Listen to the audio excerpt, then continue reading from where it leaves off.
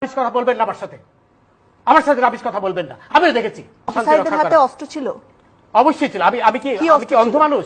তার হাতে লাঠি সোটা ছিল, আমি নিজে দেখেছি। লাঠি দিয়ে সে মেরে আপনি শোনেন, আপনি তো একা দেখেননি নাকি, আরো অনেকেই দেখেছে। সেটাই বলছি, চলে আমিও দেখেছি, আমি দেখেছি।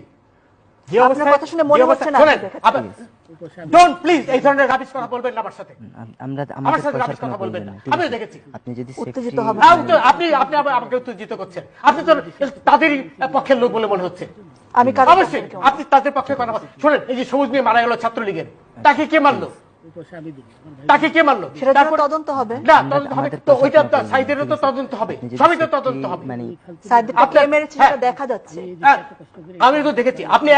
আপনি আমাকে বোঝানোর চেষ্টা করছেন যে আমি দেখিনি নাকি? এই ধরনের রাবিশ কথা আমার সাথে বলবেন না, ঠিক আছে? রাবিশ কথা বলবেন না। আমি কিচ্ছু রাবিশ বলছি না। অবশ্যই রাবিশ কথা বলছেন, অবশ্যই রাবিশ কথা বলছেন। আপনি ওদের পক্ষে হয়ে কথা বলছেন। আমি কারোর